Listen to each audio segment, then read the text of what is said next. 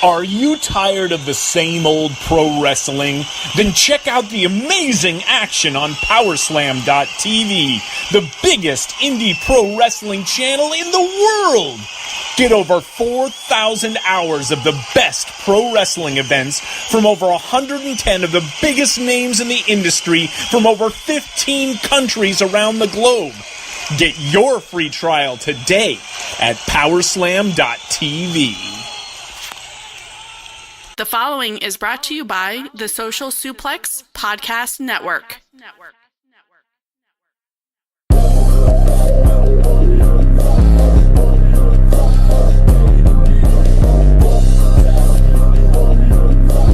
Don't you want to sound rich?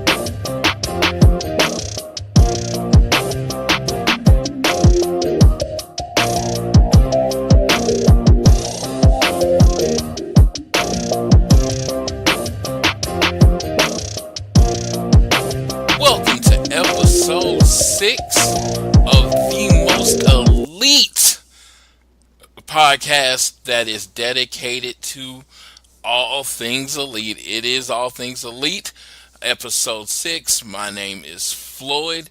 We are recording as of 8:27 a.m. on Friday, so all our news is up to date as of then. Like I said, I am your co-host. I am your co-host Floyd. I am doing a roving amount of co-hosts while Jordan is getting ready to come back to the show. So this week, I have my longtime friend. And when I say long time, I'm talking about Saturday morning cartoons, Underoos, basically Hulk Hogan was the greatest thing ever type in my life. I got my friend Dan Rube. How are you doing, Dan?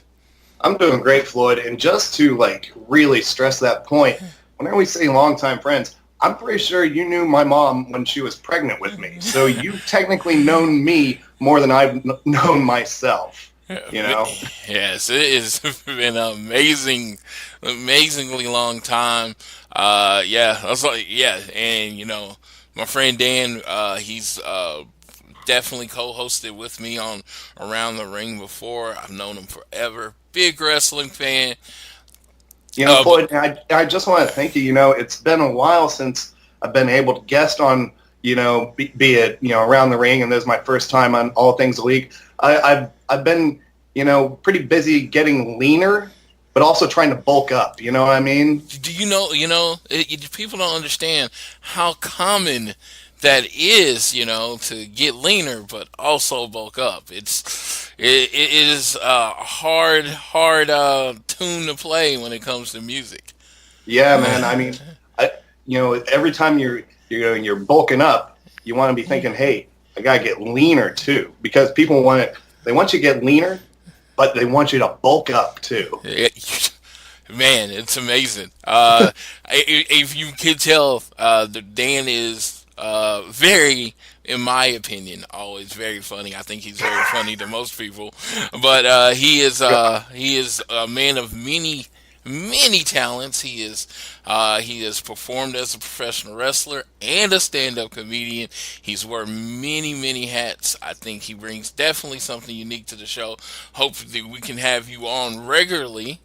But I really do thank you for joining us and joining me, because I think you're going to add a little bit of something different than what people are used to when they listen to All Things Elite, even though it's only episode 6. So I don't think we really have a theme. Hey man, as long as I keep on staying unemployed, I'm free on Fridays at 8:30. So yeah.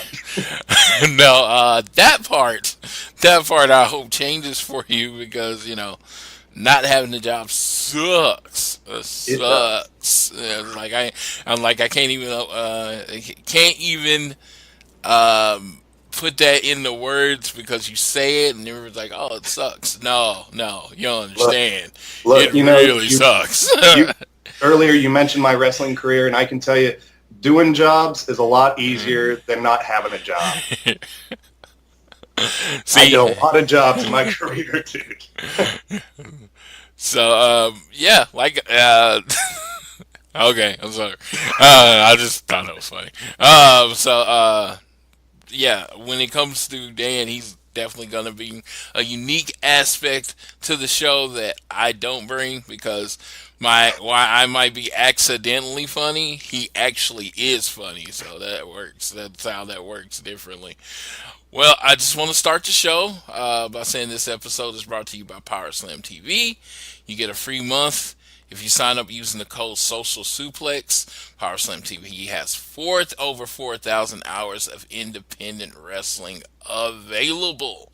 Also, our friends at Keeping It Strong Style are keeping a New Japan Cup Pick'em. Prize me in a Keeping It Strong Style shirt. Please check out their show or visit at KI Strong Style on Twitter for more details. Yes.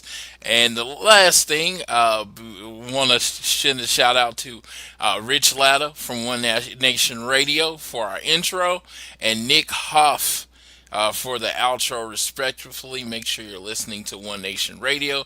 Drops every Sunday on our Social Suplex Podcast Network. And Nick Huff, you can find him on Facebook. Hold on just a second. He sent me the message. I meant to put it up, bring it up before the show starts, so you're getting a little behind the scenes of me messing up. So, but yes, Nick, I do really appreciate it. His production company is called Raisin Adonai Productions. That is Adonai. And they are on Facebook. So if you ever need some music or anything for for your shows or whatever you need, hit him up. He can put that together for you. He did my outro in a few days, and I really loved it. And between him and Rich, I think the music part of All Things Elite are taken care of. That's really good. That's really good to know, because I really need some B-roll of you just screwing up constantly. I didn't know where to find it until now, so that's great. Yes, yeah, and that is not something that is rare. Me screwing up. I work overnights, so generally when I shoot the show, this is usually in my 25th or 26th hour of being awake. So messing up is pretty much, now that is definitely my gimmick. Oh God, just to pull back the curtain, I went to All In. Floyd took me All In, and he was a marathon man. I think he went 36 hours without sleep once. It was bonkers. Yeah, I don't sleep a lot, especially on wrestling weekends. But on this show, it's just like I love it. But most of the time, I work an opposite schedule of normal human beings, so I have to be able to record when normal human beings are, awake. Now everybody's not want to shoot an hour podcast at 3:00 in the morning when I'm fresh and awake. And I'm fresh drunk. Yes. Well, this week there was not a lot of news. On the Elite front, on the AEW front, but we do have our weekly coverage of the two shows that come on YouTube. One is the first one we'll be covering. It came out Monday. Was on Being the Elite episode 40. It was the Windy City Surprise. What? Before we go through kind of our bullet points, what was your overall thoughts on this episode, sir? Well, I haven't kept up with Being the Elite as much as I should have lately. Skipping past Marty Scurll and Flip raised a little question mark there. Basically, the Bucks just hang out in airports as they are wont to do. It seems like they're booked everywhere all the time, so they might as well just, get their platinum pass and, just live in the airport, basically like Tom Hanks in The Terminal. Cody's surgery, his knee doesn't look that bad. It's looking like it's coming along. He should be fine, but really, let's just get into it and start chopping it up bit by bit. Yeah, and I like I said, this episode was actually pretty simple, but I still, it hit its points really well. And yeah, I laughed quite a bit. So let's start it off. First, we got the Bucks. They're in the airport. They're saying they're no, they're actually in the backstage of the AAW show in Chicago, and they're talking about it. Said it's exhausting, disgusting when you're gonna do a perfect run in. And so you see that, and then you see the Bucks in the ring with the Lucha Bros. Yeah, it was they've been doing the thing. What they usually do is they usually like send out stuff that say where they're gonna be, and like a lot of people, that say that they try to give a hint. Like when they were in Seattle, they sent out "Sleepless in Seattle," and when they were in Atlanta, I forgot what they did, but they were talking about going to the Super Bowl and hitting Atlanta. It's like in this case, they deviated from that. So that was just the beginning. So next thing, we get the intro, and as you mentioned, we get something we hadn't seen before. So when it gets to the Marty part, it just fast forwards parts to Marty's opening segment. Of course, they could just cut it out, but of course, the Bucks and the Being Elite Productions, they don't do anything subtle. They want you to pay attention to everything they do. So they fast forward right past Marty's, and then they get to Flip Gordon, and it's just like a clip of Flip, and I wouldn't even call it a clip. It's like the very short clip as they skip past to show that pretty much they were on the show. It's like almost like old school sitcoms used to do, when they have to acknowledge a person was on the show even though they weren't on the show anymore. It was like Family Matters with the person that played Judy. It's like, you're there, but not really. I mean, noticeably absent from this intro too was Jussie Smollett. So. Yes. He was. I know they were in Chicago. I was about to say the Bucks managed not to pay anyone to jump them, so that's good. That's good. I know how hard and difficult that is, not to pay people to jump you. But in Chicago, of all places, too. I mean, just go to the South Side. It's not that difficult. Exactly. I was like, dude. If you took them left or right, it was like, I don't think you would have had to pay anyone to jump you. They would have been jumping you pretty much voluntarily. So, all in weekend, my favorite baseball team, the Red Sox, was in the South Side playing the White Sox, and there was no way I was going to go see that game. Yeah, that's what to say. It was like, it's a coin flip of whether you were going to get to go home. No, but then we get to the Bucks and Hangman in the video chat, and this is what we referenced on the opening of the show. Paige is in a video chat, and he's in his own house, and he's in full gear. Honestly, let me be really honest. And again, I'm not trying to be funny at all, but honestly, that's kind of how I look when I'm sitting around in the house. Rope on her, vest on, rope around the neck, cowboy boots, That's called living the gimmick, Floyd. Yeah, you live your gimmick, dude. I think this is who I am, the Hangman with the rope around his neck. I was like, it did make me think of back in the day. I wouldn't buy most of his merchandise because it literally had a noose around the collar of the neck, and I was just like, I am black. It's not a good look, bro. Yeah, I mean, and you buy every piece of merch that you can snatch up too. So. Yeah, it's like I have over 300 shirts, and it's like, don't have a Hangman shirt, and I'm like, there's a reason. It's just not a good look. I like that they do the. It's not a noose anymore; it's just a loose rope. But it's still weird, still uncomfortable a little bit. But it works out. So the Bucks told him he needs to.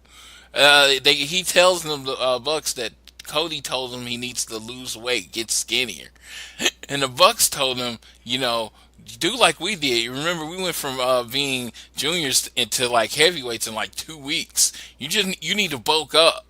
So how about you lose weight, get smaller, and still bulk up? Yeah, I mean, you got to get leaner, but you also got to bulk up. And right now, I have I have this week's episode of Being the Elite paused on my television right now for whenever the Bucks are in the ring with the Lucha Bros. And just looking at Nick and Matt, yeah, they have been bulking up. I know there's a lot of Cinnabons and a lot of airports, and they have been bulking up for sure. Yes. You got your bulletproof coffee with your weight gainer right next to you. So those things.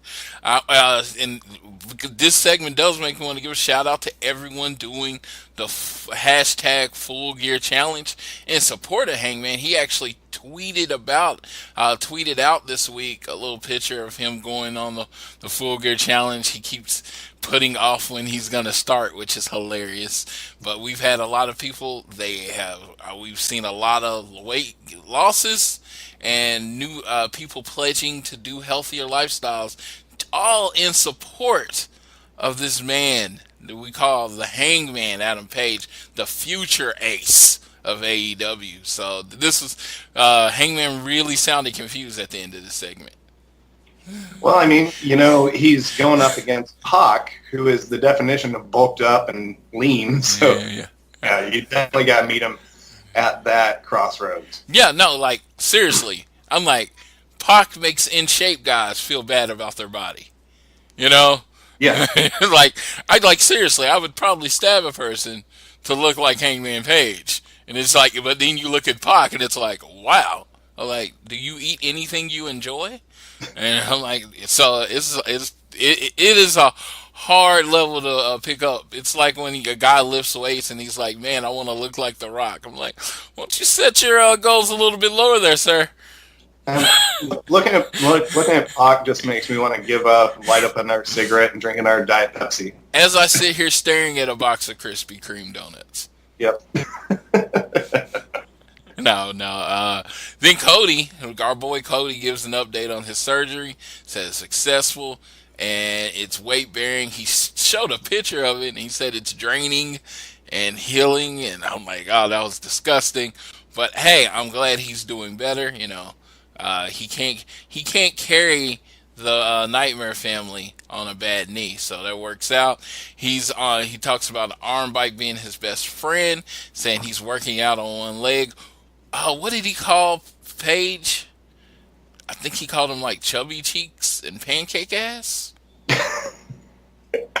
I don't know, man. I tried to catch back up this morning, but my mind is still hazy. And that's fantastic. I was like, come on. I'm like, come on, Cody. Okay, see, here's the thing. Honestly, like his segment was really low volume. It was tough to hear him. Yeah, no, and it was kind of the funny thing is, it's like if you look at the Elite, and, I always compare them to a boy band because they're all different personalities.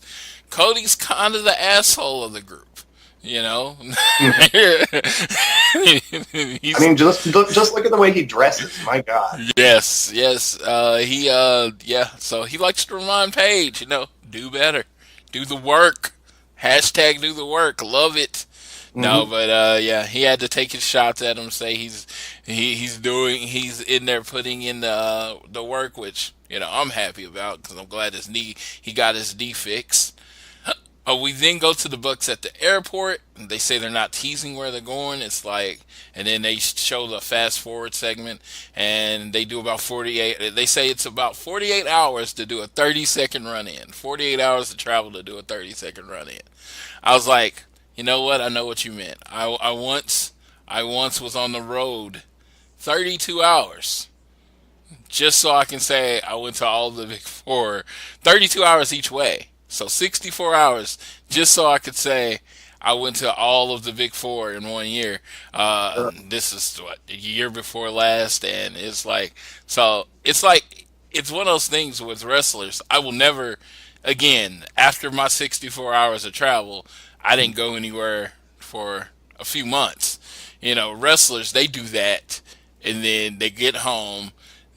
they get comfortable, and then it's time to get up and do something similar to that again, I commend them, because my little taste of travel through wrestling makes me know I wouldn't want to do it all the time.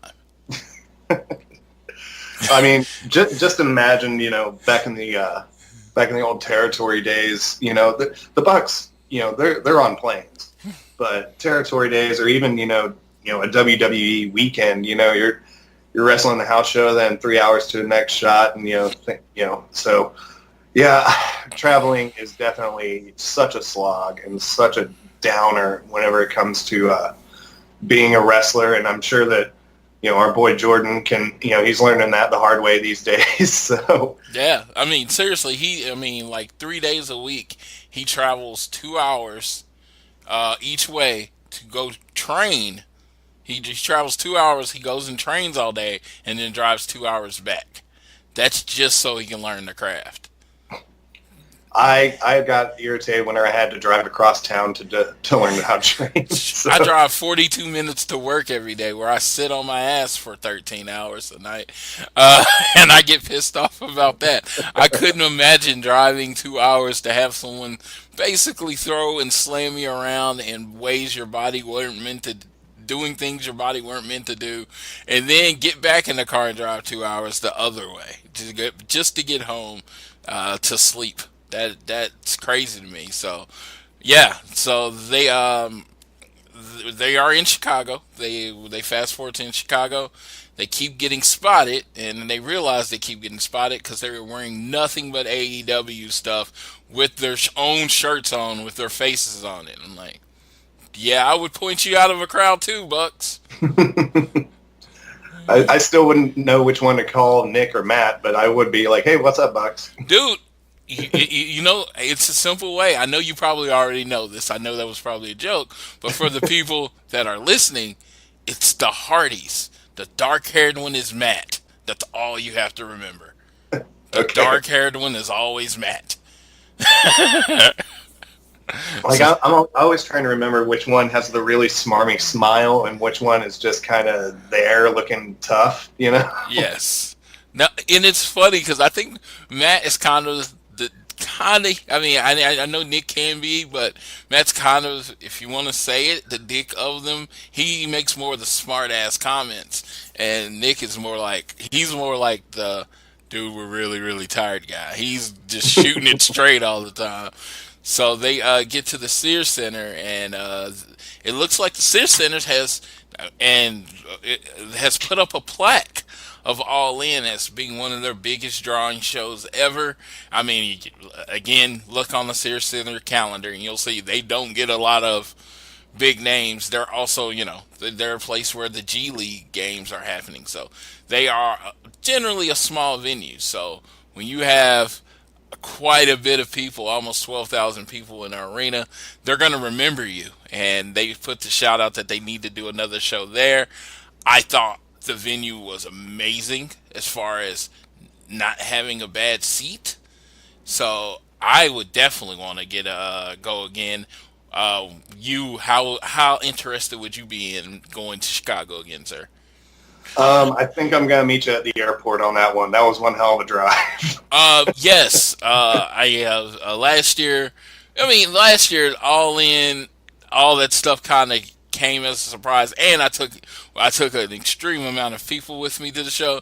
This year, it will probably end up being like me, you, and Ryan. So if we go to that show, our asses is flying. I know you want to stop and get White Castle and everything, but man, how about I go to Chicago, take an Uber to a White Castle, and then get my ass back on the plane? Dude, no, I'm with you. I'm the guy. I love driving because it keeps the cost down. And for like the 8 people that were in the car, hell yeah. I mean, it definitely kept the cost down. But yeah, but we're going to go less people. It was a one-time thing, one-time experience. It was the first time ever, and that was amazing. But yeah, first time, last time. Yeah.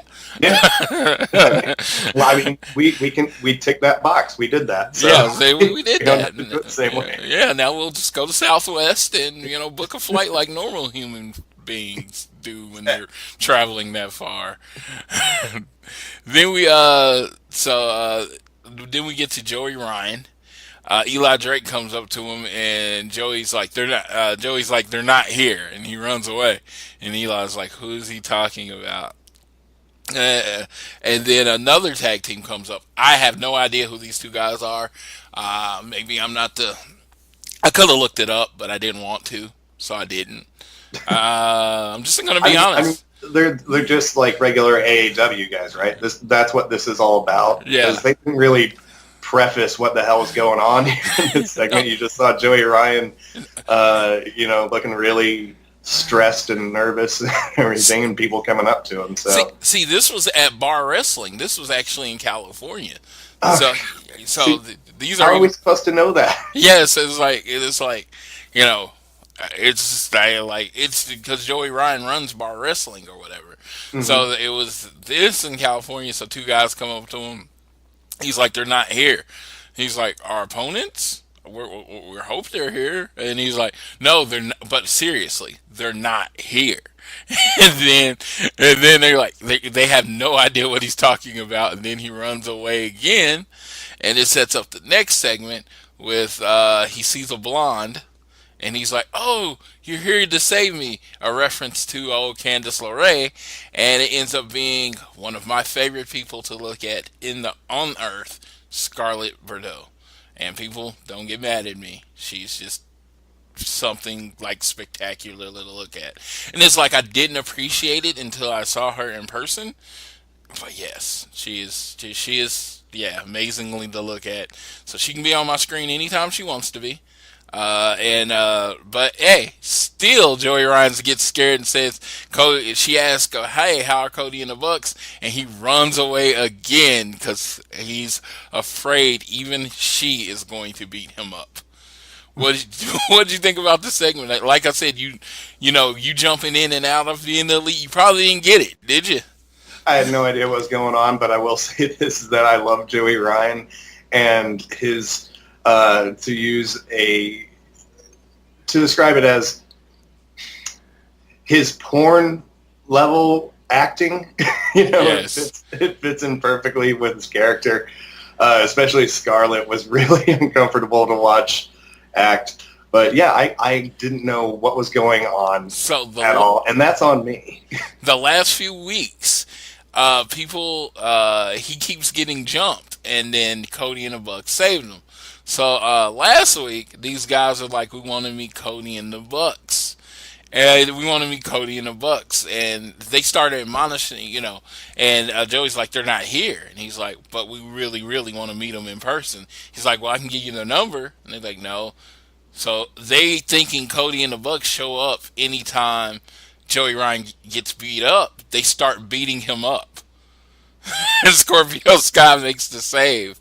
So now he's really afraid because he keeps getting beat up. He's really afraid anytime anybody wants to talk to him about Cody and Bucks because they think they're going to beat him up just to try to get them to show up. All right, cool. Yeah, as I say, not knowing the storyline, Yeah, no, it's cool to explain because not everybody can watch BTE, every week. So I get that. So definitely cool because some people are just jumping in and they might not have known why that was happening. The Bucks run into Sammy Guevara and he has a cake. And they're both shooting their vlogs and talking about how he has better equipment than they do. And he's like, we don't know what sound editing or anything like that, taking shots at people that take shots at them. They love taking shots at the internet, which is amazing. He gives them the cake. He said, we bought this cake for you. And he goes away, and then in comes MJF. MJF said, hey guys, in his fake way, and shakes their hands and gives them hugs. Do you remember what he said after he did that? Oh yeah, I got a really bad case of the flu.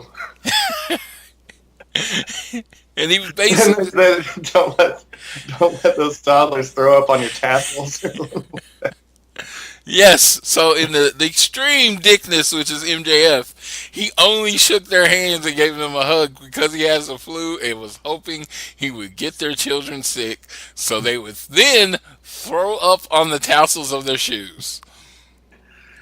I don't really think MJF is the prick in this situation. You know who the prick is, right? Who's the prick in this situation, sir? That's Sammy G. Yeah, with that dollar store cake that he got him. Come on. Yeah, It's ridiculous. He's bragging about his equipment and everything like that. What a prick. What a prick. Who does that? Yeah, who does that? He, just stopped at Walmart and just picked up a cake and just like, I'm just give this to the Bucks, Dude. Rude and rude. Rude. They're trying to stay in shape, Yeah. Give them it's kind of messed up. They've already bulked up. They need to get lean. Yeah, Sammy G. The thing that came out of this is Sammy G is a prick. Then we got Christopher Daniels. He's on the phone. He's asking for 3 first class tickets and 3 suites. He's like, no, we don't want to sleep together in the same room. And he's yelling. He asked to talk to their manager. Kazarian is smoking a cigar and he needs something to light it with. Scorpio Sky brings out a $20 bill and lights that bitch up with the $20 bill. No, he does not. I know, but I understand what they were going for, but he made sure not to actually burn that $20 bill. Then we get referee Rick Knox, brother of Dick Knox, of deceased referee Dick Knox. I think that's how it worked. It might be the other way around. And he says, "Oh boy, those guys have changed. It looks like this AEW money is going to SCU's head. Do you think that's what's going on?" I mean, yeah, those $20 bills are really, it's changed them. Dude, yes. Can we take just a tiny aside here to mention how great the name Dick Knox is? Yes, it is. It is on those levels where it could be his shoot name. It could be. I mean, there was a Dick Trickle. You know what I mean? It happens. So it could be his shoot name, but if he picked it as a wrestling name, like Dick to go, yes, yeah.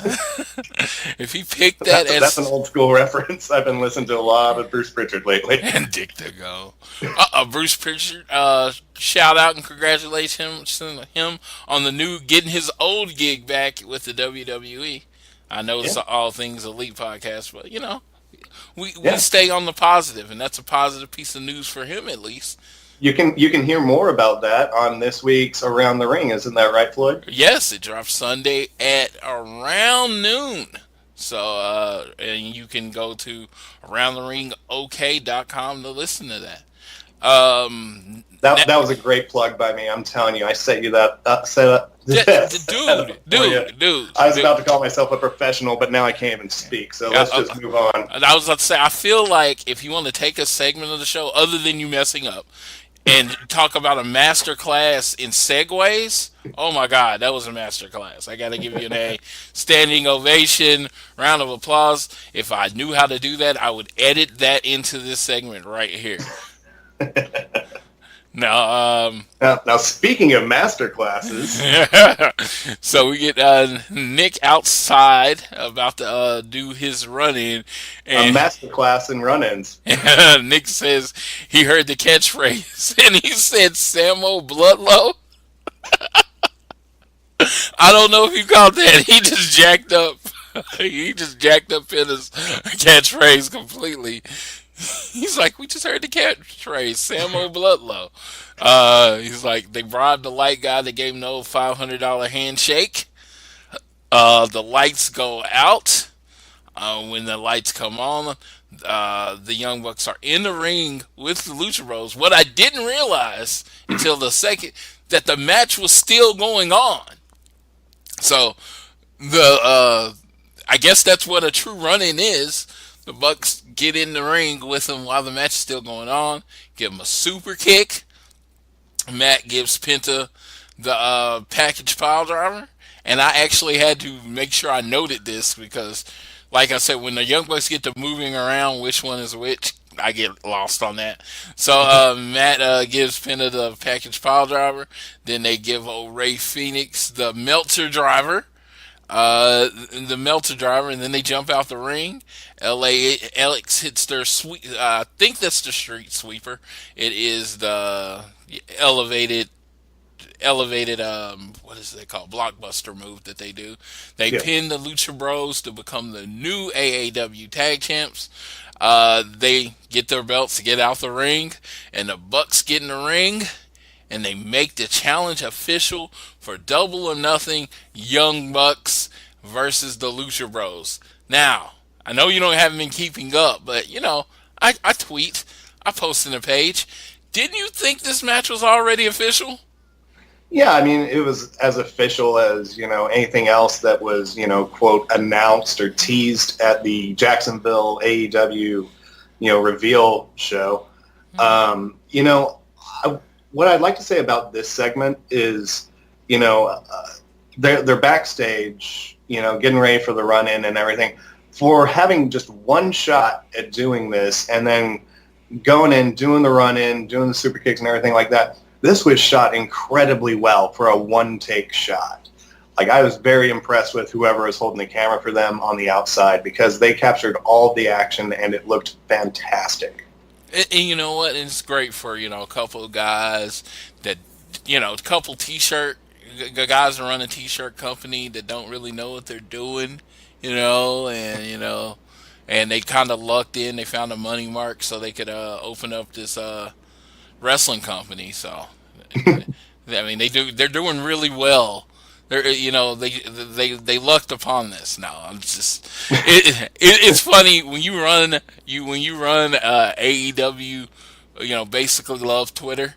You get a lot of the side eye comments, and you read through it when you are on post and all that kind of stuff. It's just like they got some haters, and it's kind of funny. It's hilarious to me.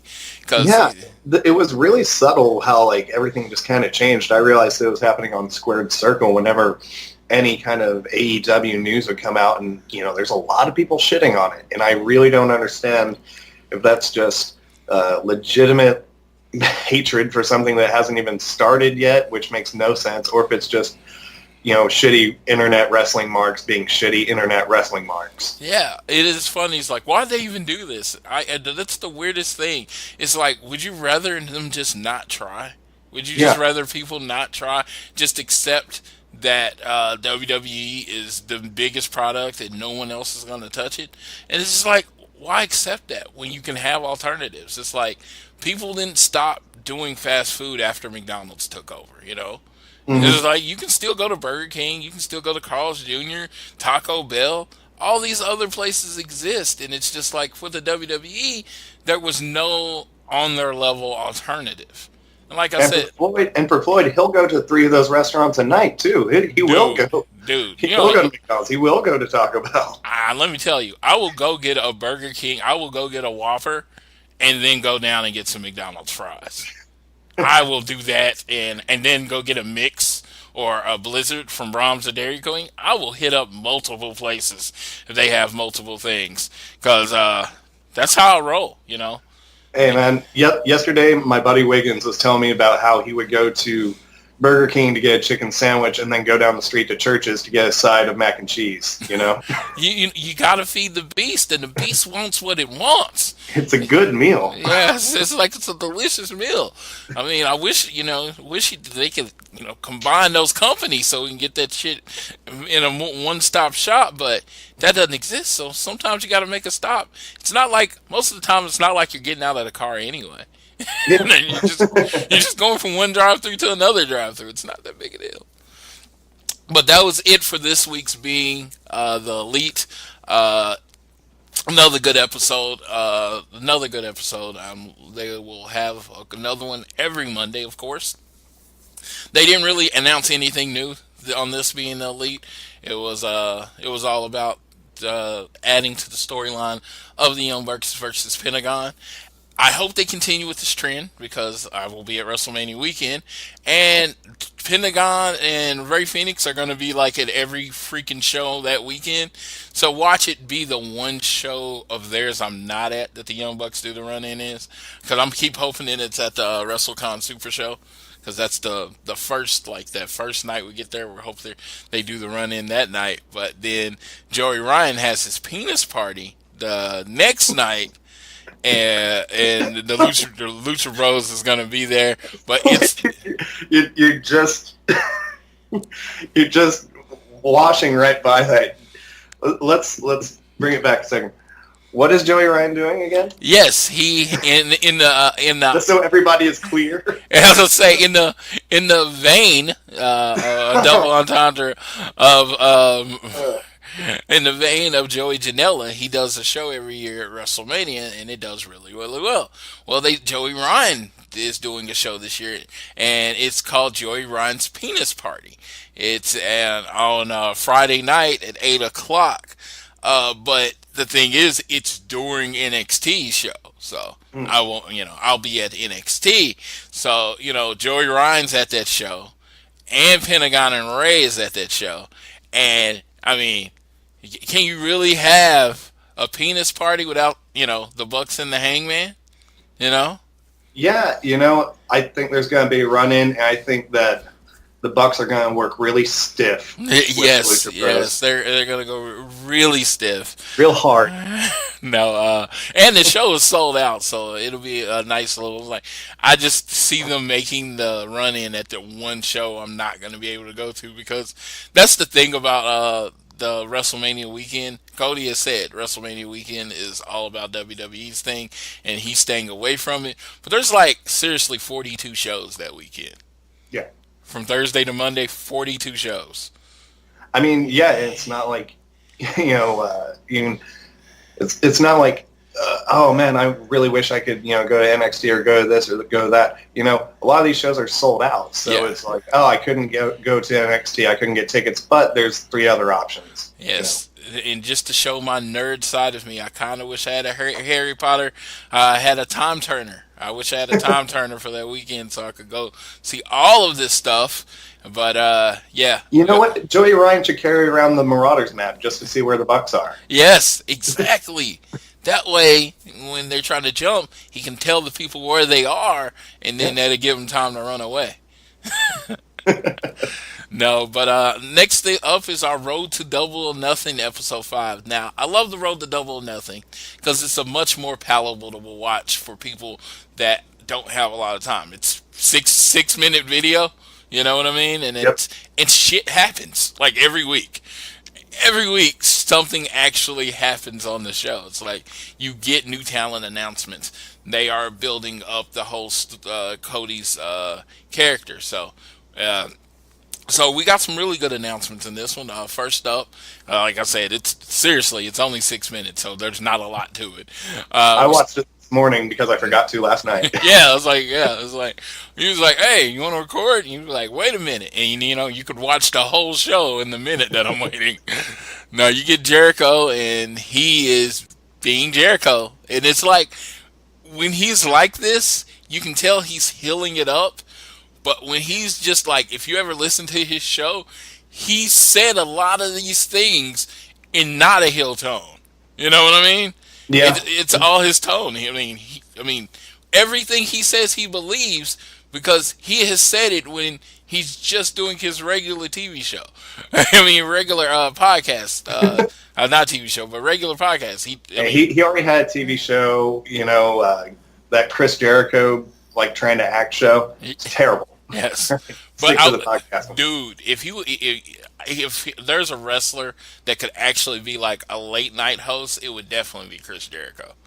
That would be. Yeah, he hosted that was it BattleBots or something? Yes, yeah, definitely. Yeah, he's a good host, but that web series was just absolute garbage. You will never know what you're good at until you fail a few times. So he knows he marked that off the list of shit he shouldn't do. Right now, he's succeeding at looking like a cross between Jackson Maine from A Star Is Born and Ronnie Van Zant from Leonard Skinner. So he's definitely nailing that. Yes, and that is a reference for y'all because I have no idea what that meant. No, I was like, yeah, he definitely looks like old. He definitely I was like, he's an old guy that's trying to look cool, but he basically puts over all of the talent. But then he says, I'm better than all of them, and no one. The reason people are going to turn on to watch Double or Nothing is for him. And while they're turning on to watch Double or Nothing, they'll be able to see the Young Bucks, Cody. I think he put over Sonny Kiss and the Best Friends. He was like, they will get to see them because they're turning on to watch me. And they should all thank him. And it's very important that he beats Kenny Omega because while Kenny Omega is the greatest wrestler alive, Chris Jericho is the GOAT. He is the greatest of all time. So he needs to beat Kenny Omega. And after he beats Kenny Omega should thank him on behalf of AEW. Well, let me correct you there. Jericho didn't call Kenny. He called him the best in the world. Yes. Which is very different because, of course, there was a little feud in a company a couple years back between a gentleman from Chicago and Chris Jericho over who was the best in the world. So it's looking like Jericho has given up that title of best in the world for greatest of all time. So it's a nice little wrinkle there. He truly believes he is the GOAT. So everyone will be thanking him for, he sold out the stadium. He's going to do everything by himself. And by that, he's going to elevate AEW. I just thought it's like I was never a huge Chris Jericho fan, especially in his youth.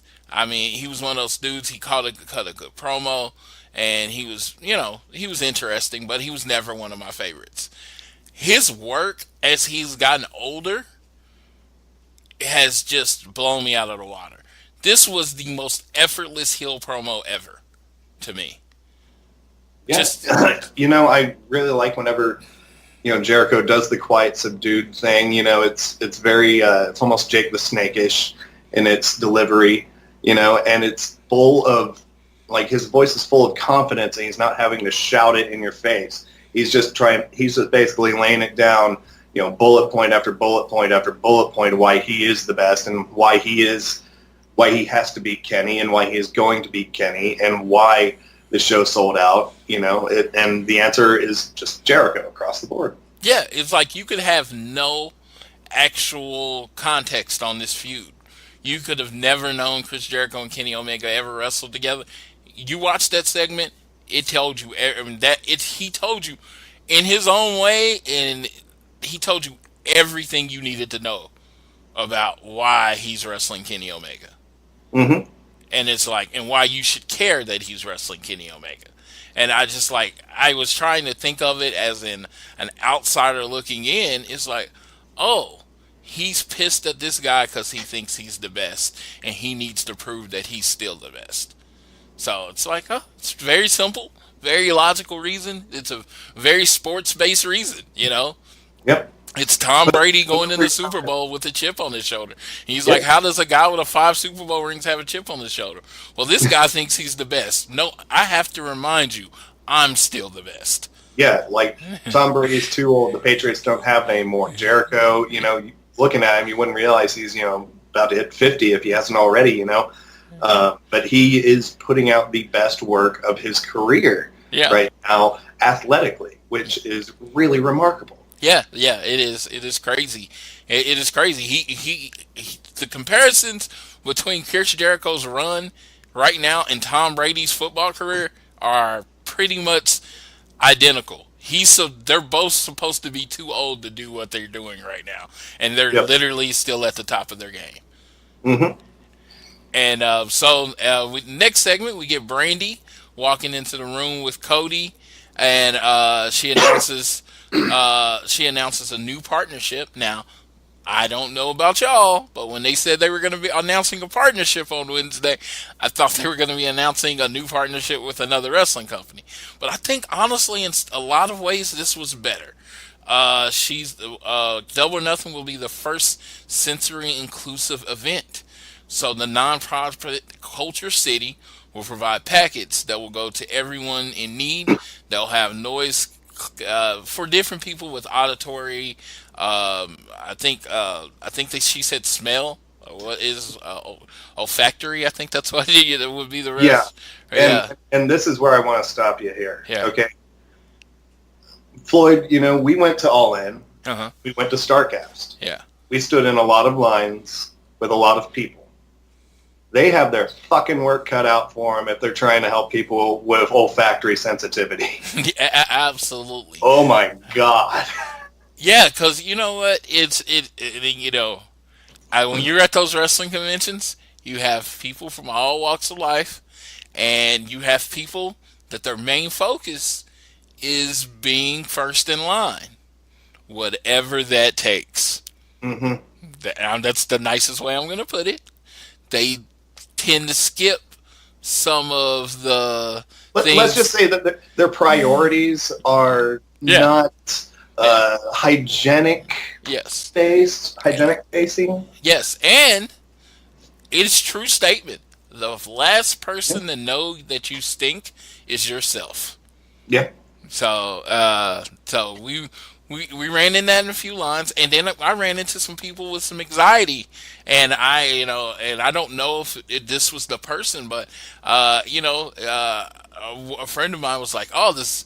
I was in line, and these people were taking up space, and they were talking to me and all that stuff, and it was making me really anxious and nervous. And I realized I was in the line with her, and I know my personality, Mm-hmm.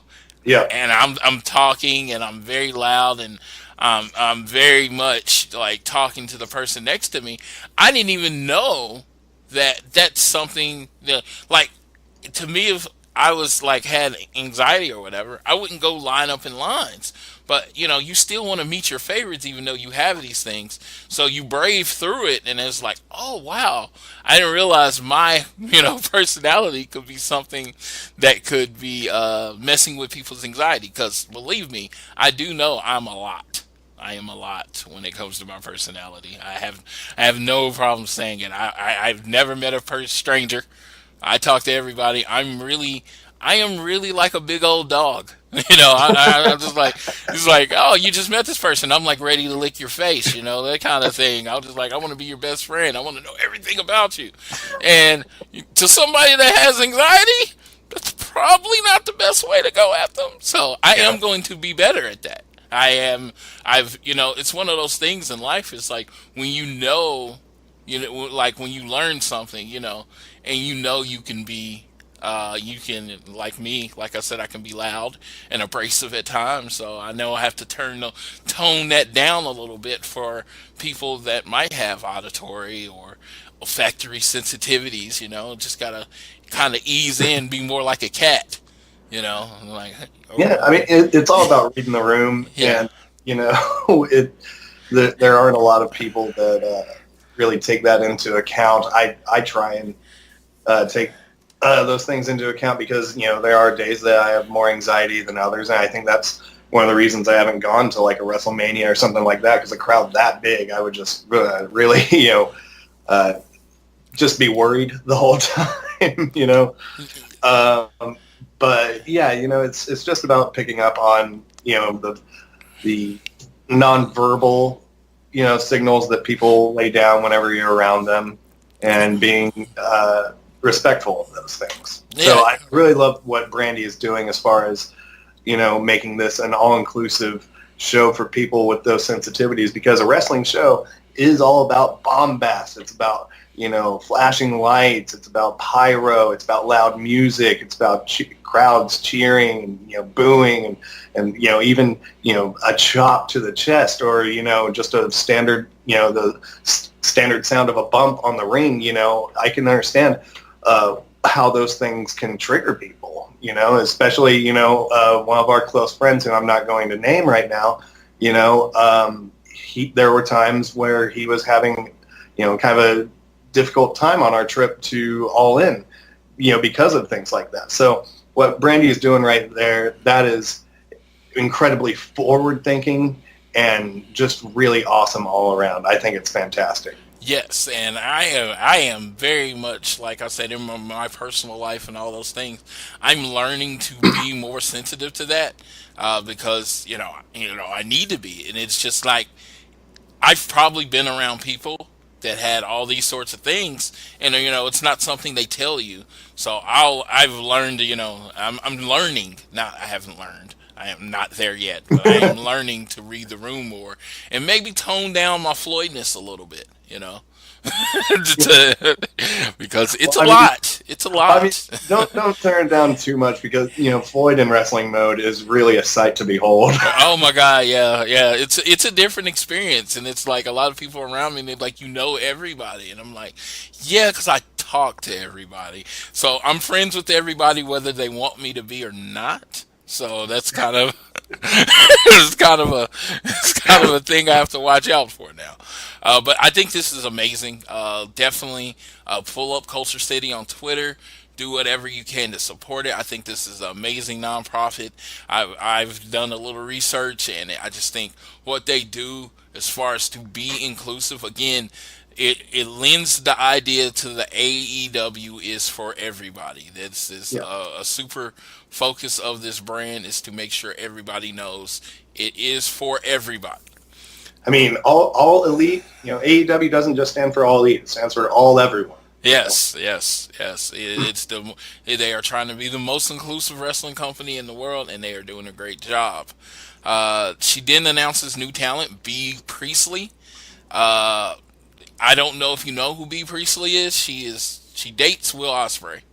Okay. And they actually had a Twitter, get a pug for B, where you had to get tweets and follows so Will Ospreay and her could get a pug, and she now has 2 pugs. But let me stop there. She's an amazing freaking wrestler. I mean, I'm not gonna say she's the greatest wrestler alive, but every time I've seen her, which is probably like 4 or 5 times, I've been impressed. And she was like, when we were doing the list of women we wanted to sign with AEW, she was in my 5. She was very much in my 5. So I was very excited to see her sign, because it's just, she's like Cody said, she's fresh. What did you think of it? Are you familiar with her? Well, I mean, they showed the clips of her wrestling, and it looks like she goes pretty hard. And Floyd, we found out that all you need to do to get signed to AEW, Floyd, you just need to go up and punch Brandy in the face. Kick her in the face really hard. Kick her in the face really hard. That gets you signed to AEW. So I remember when that happened, and I guess she got a pretty stiff kick, and there was, I believe, some tweets about it. Like I said, she's an amazing wrestler. She's very physical. I think they are building the women's division well. I saw some people say she could be the ace of the women's division. I mean, she could be. I think they're still building their women's division. I don't think they really decided on that. I know Britt Baker's going to play a major role into it. Kylie Ray is kind of the young up-and-comer. Madison Rain just got released. Just worked out her release from ROH, and she worked all in. Hopefully she can come in AEW. It's just the great thing. It's way too early to tell. I mean, we don't even have a set roster or a card going right now. We don't have a TV deal announced. It's too early to speculate, really. Absolutely. But there's a lot of talent on that women's roster. Absolutely, and that's all I was saying, is that, I mean, this is a great talent building time, and that's what they need to do. And I was just like, is B. Priestley a piece? Yes, she is going to be a piece in the ultimate, of what their women's division looks like. And it's funny, because it seems like All or Nothing, Double or Nothing, the road to Double or Nothing, is kind of like, it's kind of got a UK vibe to it, because on the first episode, they announced Jimmy Havoc. Last week, they announced Kip Sabian, a UK wrestler. And this week, they announced Big Priestley. who's also a UK wrestler. So they just like, and she kind of wears like a face mask like Jimmy Havoc too. yes, she has she has this monster inside of her kind of gimmick. She is, that's her gimmick, so that works. Her first show will be in Jacksonville, Fight for the Fallen in July. Stuff, and it's like one of those things. It was the one show I know I'm not going to. Yeah. Because it's like from what I understand, it's probably going to be 2 days after I get married. Yeah. So I will not be at that show. I'd say it's like you get married, you go to the show 2 days later, third day, get the annulment. You know. Yeah, that's what I was saying. I don't. If I asked her to go to the show, I think I would be getting an annulment. So no, it's going to be a really. I hope it's a really good show. It's going to be a good show for a good cause because I feel like they're at this point where they know before the TV, if they get a TV deal or whatever they do, they're going to have to keep knocking home runs on these pay-per-views. They're just going to be the best pay-per-views of your life because they got to build the buzz for, when they finally do show up on TV. But that was it to roll to Double or Nothing episode. Well, hold on, Floyd. I want to point something out to you. Maybe I want to see if you caught this or not. Now, Cody, he was talking to some gentleman on the couch before Brandy came into the office. Do you know who that was? Is he important? Yes, he's like the. I forgot his role, and I will make sure I know his full name and his role before next week. But he's on every show. He's the bald guy that's always on the couch. Yeah, I forgot I knew his name the first episode, and it keeps skipping past me. But he's very much part of their talent relations team. Well, I just want to talk to him about his magic apple, because if you look at that segment, at one point he is almost done with that apple, and then there's a cut to a close up of Brandy, and then you go back, that apple is full. Just the first bite hasn't even been taken out of it. So either he is eating a bunch of apples, or that was a really bad editing gap. Yes, that was a terrible. That was a new apple. It was a new apple. That's one of the things you learn whenever you're putting stuff together. Is never, if you're going to have a food in your scene, you make sure that you have a lot of the same looking food, or else you're going to be eating 20 sandwiches unless you can't get the take right. You can't just eat half of the sandwich and then have a full one, later on. You got to have the same looking sandwich in every shot. Well, you had me at eating 20 sandwiches, so I'm down. You're just going to screw up every take on purpose. Yeah, I was like, no, but I did skip over a part where Brandy is done recording and she talks about, and she says she doesn't know why Cody is rushing back from the knee injury to get back for Double or Nothing. He should just, wait and make sure he's healed up. She doesn't want to see the match with Beep anyway, and then it goes away, and it's just like, it's like one of those things. A lot of people are speculating Goldust. Or Dustin Rhodes. He has switched all his Twitter stuff to Dustin Rhodes. So, taking the WWE out of it, kind of similar to what The Undertaker did before he started taking outside bookings. So, that might be a thing. Like I said, where she was like, I don't want to see the match, I think it still leans to my idea that it might be Flip Gordon. Because, kayfabe Flip's her best friend, She doesn't want to see Cody beat up her best friend. I'm excited. I love that. I love that they're not announcing it. I think, seriously, maybe the week before, personally, I'm just announce it at the show. I mean, it's sold out, Just announce it at the show. Let that be the last piece of information. You don't even know who's booked to go into the show. I would be down with that. I have a feeling they're going to announce it before then, but I'm okay with it not being told. Well, I mean, going back to being the Elite, they did skip past Flip pretty quickly, so... Yeah. You get it. You get it. They know what they're doing. Yeah, they know what they're doing. They know how to cheat. They just don't know how to edit so the apple doesn't look, Dude, they just again, They just lucked into selling out the event in Las Vegas. Just, people are gonna get tired of it. They're gonna see through all the crap. Everybody's gonna discover that they don't know what they're doing. You know what I mean? Yeah, luckily they got Chris Jericho there to sell tickets for him. Lucky they do. So, with just a little news, Cody announced on Triple H's YouTube that he will be appearing at the Rey de Reyes on March 16th. It's like they do a big event before, I guess, Triple Mania. Cody's still injured, so pretty much everyone's assuming that it will just be an appearance of some kind, maybe announcing when someone is going to be wrestling for All Elite, or just doing the wave or whatever. Yep. Yeah, so hopefully that should be pretty cool. I do like this whole idea that he goes AAA. AAA sends people to them. Like I said, it could be a mutually beneficial partnership if done correctly.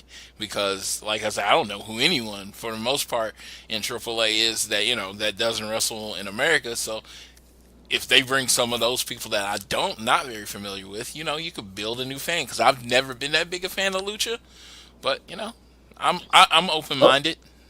I mean, that's how WCW got a lot of their buzz, with the cruiserweight division, So, I think anytime that wrestling companies work together, there's no downside to that. Yeah. It makes the business healthier and more interesting across the board. All right. Some of you tuned in for this. We're announcing another giveaway from All Things Elite. We are giving away another AEW hoodie, which we've given away 2 of those. One, just as of Friday morning, was just picked up by the first winner in Australia. A lot of things I control. I can't control how long it takes to deliver. But yeah, she finally got her hoodie, and she's supposed to be posting a picture sometime today.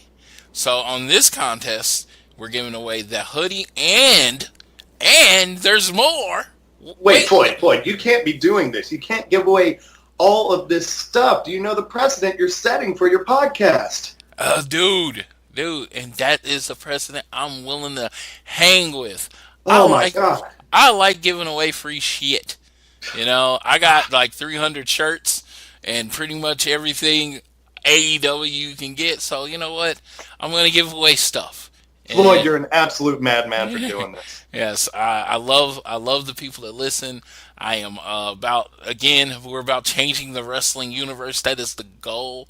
So, you know what? I know some people that listen to me, they can't run out and get on any of this AEW stuff. They have these little things called bills. They come every month. They suck. Well, I'm going on record saying that I am against this. I think they should go out and get their own stuff. But you do what you want to do, Floyd. It's your show. Give away as much stuff as you want. To qualify, because I will definitely be giving away stuff. To qualify, you have to be a follower of All Things Elite on Twitter. And then, what's that handle there, Floyd? It is at AT Elite Pod. At AT Elite Pod. So you go to that Twitter handle. So you already have to be following. This is something you should already be doing. There's the following. Now, what we're adding on is now you have to make sure you're subscribing to the Social Suplex Podcast Network. And after this call, you're going to get an interview with a guest of ours. Her name is Tiffany. She is the host of a YouTube show called Heart of the Elite with Tiffany. So you have to go subscribe to her YouTube channel. And that is, again, Heart of the Elite with Tiffany.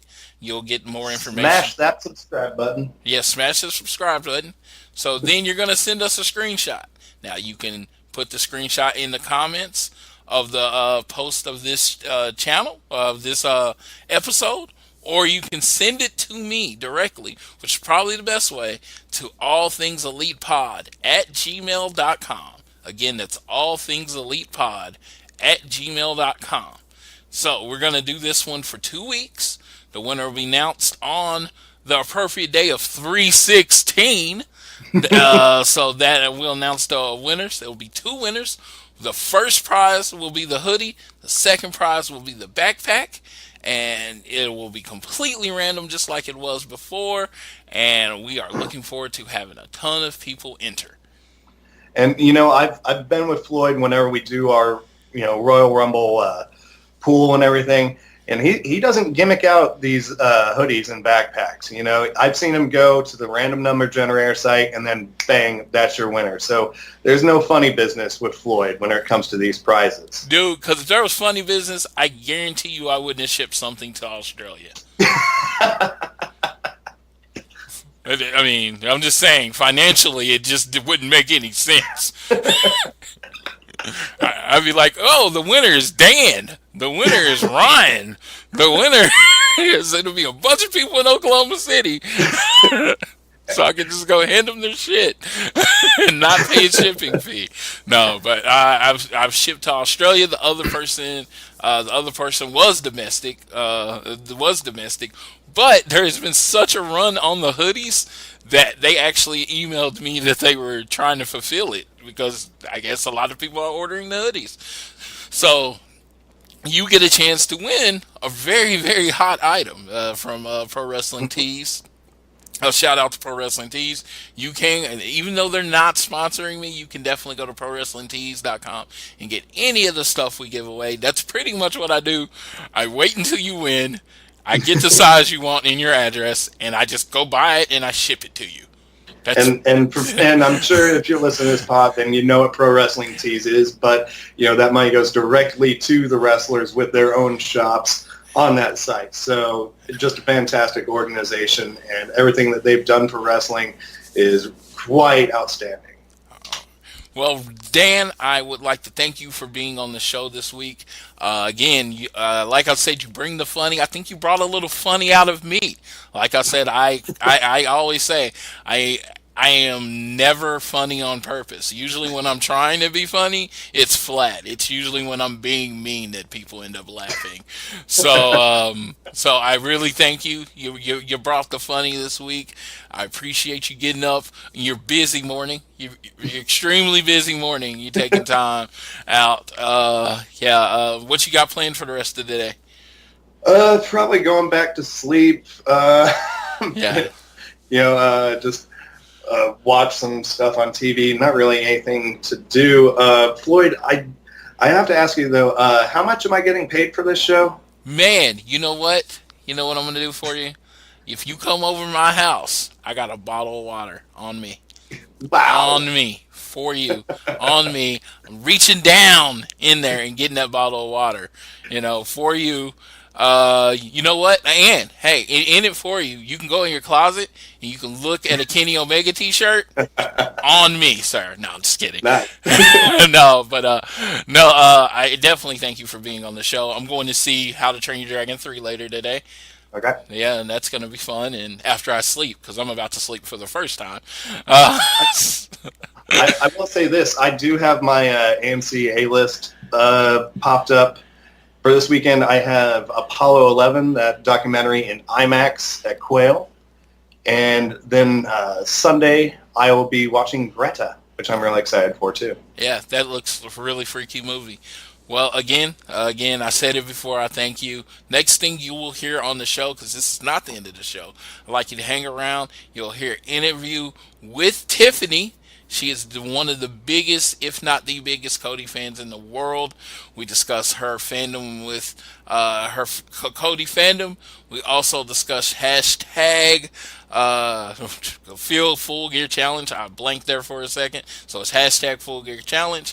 And we're going to talk more about the contest. So for Dan, this is Floyd. I say, no matter what you do, it's losing weight, working hard, being a parent, or whatever, always remember to be elite. Hello, this is a continuation of the episode 6 of All Things Elite. I am Floyd Johnson, and with me, as promised, is the queen of the Nightmare family fandom, Miss Tiffany. How are you doing today? I am great. Thank you so much for having me, Floyd. Man, it has been awesome. ever since, it's kind of weird to say it, ever since I discovered you, I am actually a fan of your fandom, which is kind of, thank you.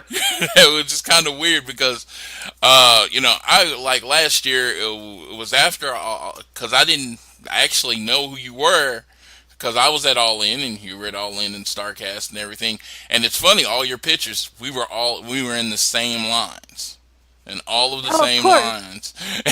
I was like, I've had a lot of people that I've connected with since All In say that, and they were like, I was right there by you and didn't know it, and wish that I could have hooked up and met with you and during that weekend. And so now we're just going to have to redo that at Double or Nothing. So it's pretty exciting. That is pretty exciting. And it was funny because in my group or friends, I'm like the biggest Cody fan ever. And I was like, man, I know it's like, man, yeah, I love Cody more than anyone. And then I followed you. And then I was like, yeah, no, I'm not the biggest. No, I'm not even close to the biggest Cody fan ever. So I was like, it was like, I go to a lot of stuff, and a lot of my friends is like, you go to everything. I'm like, no, Tiffany goes to everything. I try not to miss anything. It's hard to do sometimes, but I always tend to somehow work it out. So yes, my friends thought I was crazy when I went to NWA 70. Cause I was Cody main event. I was like, yeah, Cody's main event, and I'm gonna be there. Made it a weekend. Exactly. I was like, so it was awesome. But yes, I definitely again thank you for being on the show. First, let's start with this. How did you start watching wrestling? I've actually been a wrestling fan since I was a child. My parents were both wrestling fans. My mom especially, and I connected over it, and so she was my wrestling buddy all along, and she passed away when I was 25, so back in 2007. So we got to do WrestleMania together and several events, so it was kind of our thing to connect on. So I've carried that with me since, and I feel like all of the things that have happened since then, as far as, just with the Elite and things like that, I kind of have a thing where I think, maybe she has a hand in on it, because it's been such a source of happiness for me since losing her, that for me, just, Cody kind of showing up in 2007, and that's when she passed away. I've told Cody before, I'm like, I feel like he came at the right time when I need something to focus on besides the bad things that happened, and just kind of went with it with the Cody fandom. And then just basically now here I am, over a decade later, just absolutely supporting him 110%. But yeah, my parents are the ones that started me being wrestling fans basically since I was old enough to know what it was. So oh, man, that's amazing. Yeah, I was like, when people ask me when I started watching wrestling, for me, it was birth. I don't even remember a time in my life wrestling wasn't a part of it. And of course that comes from your parents. So do you remember your first event with Cody where you met him? The first event I saw Cody at live, I believe, was his Royal Rumble debut, which was in Madison Square Garden in 2008, I believe, was the first time I saw him actually live. The first time I met him was during an event. We road tripped it from, at the time I lived in Indiana, I went to Detroit to meet up with friends, and we road tripped it to Ohio for, I believe it was Raw, and I ran into Cody at the hotel because we happened to be staying at the same hotel as talent were. And I actually had a gift for Cody and gave it to him, and it was the whole thing, and he was super sweet about it. But that was the first time I met him, which was back in 2009 as far as meeting him in person. But my first time actually getting to, even though I'd watched him on TV, but like to actually see him in person live wrestling was his Royal Rumble debut, which is pretty wild. That's amazing. 2008 Royal Rumble, man, that's a long time ago. That's a long time ago. I'm going to ask the question a lot of our fans and friends probably want to know. Why Cody? What about Cody? I mean, I know why I like Cody. Why do you like Cody? I think something I've always said when I very first saw Cody, my first experience with Cody was actually non-wrestling. It was when he inducted Dusty into the Hall of Fame. And I didn't know Dusty's kid at the time. I just, he was inducting one of my favorite wrestlers from childhood. And listening to his speech about Dusty literally made me cry and gave me goosebumps. And I was like, oh my gosh, I need to know more about him. Because, of course, when they talk about, this is Dusty's kid Cody, he's wrestling in OVW, whatever. And at that point, it was just like, I need to know more about him. And then just started to dig into the OVW stuff. And then, when he debuted with WWE, it just kind of went from there. And I think, with Cody, it was one of those things where, no matter what he was doing, if he was just kind of teaming with this person or that person or whatever, you could always just feel there was something about him. Like, he loved wrestling so much, and it was so apparent. And I always thought he's been so good at what he does and so underrated compared to, like, I said in my last video on my YouTube channel that everyone always would, like, bet on the other guy when he was in tag teams and stuff, throughout his career, but they should have been betting on Cody. And I think it's because of that, because he's always had that extra something, that passion. And unlike most, every wrestler has passion, this and that, but for Cody, for me personally, when I watch him, I feel it, and just, on a level not like I do with certain people, and it's not a knock to anyone, but that's why Cody's my favorite, because when I watch him, I feel that passion, and just, it's something unlike I get from any other wrestler when I watch them. And you know what? And I can agree with that. Ever since my first experience with Cody was when he came, was on the main roster, and they were bringing him up. He was teaming with Hardcore Holly, they were the champions or whatever, and they were, debuting him and everything. And it was just like, I don't know if a lot of people know, it's like he does all the little things. Absolutely. The micro expressions.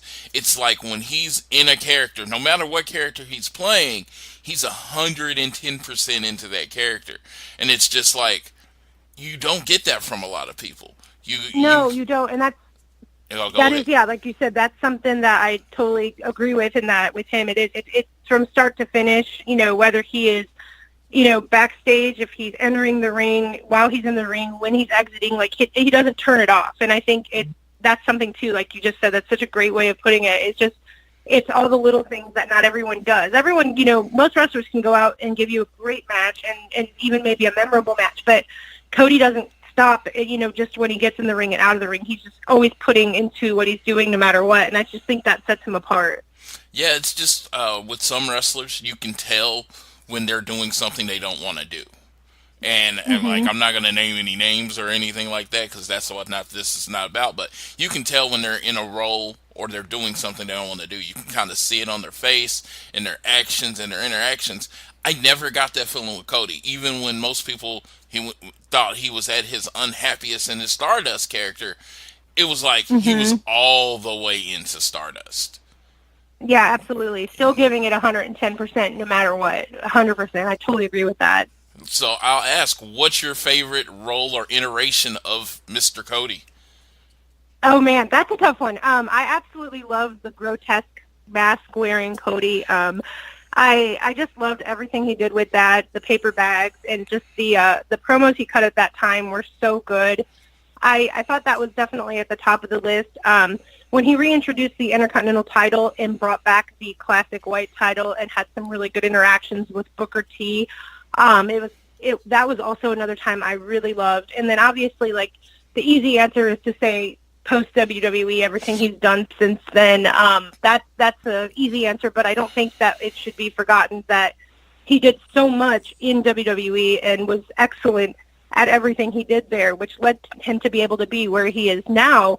But in WWE, most definitely the grotesque mask, that whole character, I just love that so much. I thought everything about it, again, with him, any signing he did, anything he did, it was always start to finish, never just in the ring. He would wear that mask and he would own that character. And so I just always loved that. I'm kind of obviously biased because I think everything Cody does is great, because I also have to mention Dashing Cody Rhodes, because those videos he did, again, no matter what, I don't know if, I honestly don't know how Cody felt about some of those videos, how he felt doing them, but you would never know he didn't 100% want to do them, because he did them so well and just gave it his all, like from, lip gloss to shaving the legs, whatever it was, he owned it. And the Dashing character was just really cool to see too, because I thought that was a cool way for Cody to kind of just break out of his shell and do something so different and just kind of be able to showcase a personality that he never really had the chance to do before. So within WWE, those three things stand out a lot. And, and like I said, obviously post WWE, everything he's done since leaving has just been exceptional. And I feel like somehow he manages to continue to outdo himself and get better, which seems impossible at this point, but he keeps doing it. So. All right. Yeah, I you know what? It's funny. I get kind of destroyed between my friends. I always say Stardust is my favorite. And Nothing wrong with that. And people laugh. I was like, dude. I feel. And again, my point. I always say my point is positivity. So I'm not going to go too far into this. But I feel WWE stopped so short on that character. It could have been so much more. I think because he was so good at it, and it was such. When at its purity, it was such the antithesis of what they were trying to do with John Cena. That was a natural rivalry to me that could have lasted longer. But yeah, I agree. I think that Stardust has so much more potential, but I feel like it went from being Cody's own thing to just kind of grouping it with Goldust and then almost taking away the uniqueness that Cody would have even brought more to Stardust. But I think given with what he had to work with, he did amazing with it. And I'm with you. I would have loved to have seen if it was in Cody's hands to completely turn into his own thing. I would have loved to see what would have happened with that. all right, yes, and like I said, that would have been awesome. As far as Cody and his family, how many times have you met? I mean, like the pictures and did the meetups with Cody? Or is it even countable? I don't even know at this point. I've been very, very lucky with Cody. Like I said, I first met him in 2009, and I would go to so many shows that he got to know me over the years. And when he met Brandy, I was, I didn't follow Brandy at the time, and I told her that. I was like, I'm not just going to follow someone because they're dating Cody, but I had seen Cody in Tulsa during SmackDown event one time, and I had these bracelets I made that were like Rhodes or Riot bracelets, hashtag Rhodes or Riot, and they were like those silicone bracelets, and I had a whole bunch of them made. I sent them all over the world to fans who wanted them so we could all support Cody and just do something cool and fun together. And I brought a couple of those, and I gave one to Cody, and I said, hey, this is for Brandy. And he's like, oh, that's cool. She'll probably wear it. So I go and check her Twitter later that day, and I saw that she had tweeted to the fan who gave Cody the bracelet for me. That was really sweet. Thank you. So I replied, and I was like, hey, that was me. And so we started following each other on there. And excuse me. So it kind of just really, a friendship was born at that point. And it's really funny because, with Brandy and I, it was just completely organic through Cody giving that bracelet. We ended up becoming friends, talking through DMs, and then we started playing, hanging with friends together on our iPhones and chatting through there, and then just eventually exchanged numbers and became super close. So, as far as meeting them goes, at this point, it just feels like, seeing friends. They actually invited me to their wedding, so I was at their wedding. So it doesn't feel like fan encounters. It's just when I go to events, I hope to run into my friends. So. And that's truly awesome, that connection you've made with them and their family, because you've met pretty much all the roads, right? Yes, I have. Yeah, I'm like this Dustin and the sister, or what's her name? I'm sorry. Teal and Kevin, Cody's sister and her husband, and then, of course, Dustin and his wife, Terrell. I've met Dusty several times, and Cody's amazing mom, Michelle. So I've been very lucky. And it was kind of funny at the wedding. I had asked Dustin's wife. I said, I really want to meet Shell. Can you introduce me? And so Terrell's like, yeah, let's go meet Shell. So she takes me over there, and then she's like, this is Tiffany. And Shell goes, I know who Tiffany is. And I was like, oh, okay. So that was kind of a cool moment because I was just like, it would be such an honor to meet Cody's mom, and then she knew who I was. So that was pretty neat. Man, that's awesome. It's like the type of friendship that you hope. It's kind of weird because people, fans kind of get a stigma, but it's kind of friendship that you hope can develop. When you find someone that you genuinely like, because sometimes you're just a fan of the character, and sometimes you like a move that they do. But when you are a fan or of the genuine person, it is kind of cool when you can. It is definitely cool when you can become actual friends with them. So, weirder question, or not even a weird question, but what's the furthest you've been to support Cody? The furthest, goodness, I I'm trying to think. I've gone to several overnight trips. I want to say, depending where I've been living at the time, because I'm originally from Indiana. I live in Kansas City now, but anywhere from going overnight down to Florida, which I've gone for FCW event and NXT event. In NXT when he wrestled Seth Rollins, and then FCW is when he teamed with Dustin and Dusty in a 6-man tag match, and that was in Kissimmee, Florida. I've gone, I'm trying to think now off the top of my head. There's been so many trips that it's kind of hard to know which was furthest. I want to say maybe Florida was the farthest. I guess maybe the Bahamas. I don't know if that's farther because I went on a ship and then a cruise to see him wrestle. So there's that. But it's been all over. I mean, New York, Florida, anywhere over the United States. And, and I'm most definitely willing to travel abroad to see him as well. Besides going on the cruise, that hasn't happened yet, but stay tuned to 2019. I've got some plans. So, I was going to say, now we're going to pretty much go into his time with the Elite, the Bullet Club. What was your original thought when he joined the Bullet Club? When they did the video vignette and he joined the Bullet Club?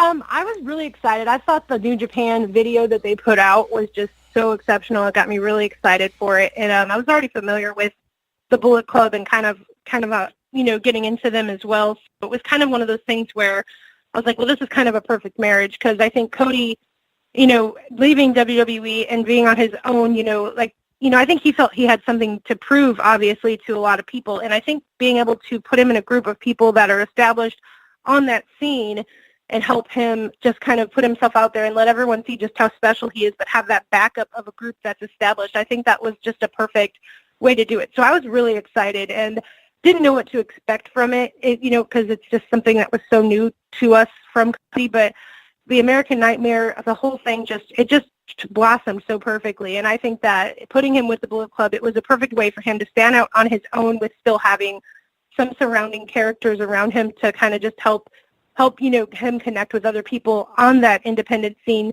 that he was never a part of before. Did you think he could become this big? Even in your wildest dreams, did you think he could become this big?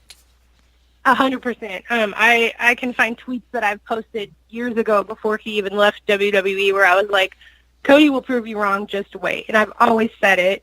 I have posted blogs in the past about it and just how, give it time. Cody will prove all the people who, all the naysayers wrong. I've always said it, and he knows it.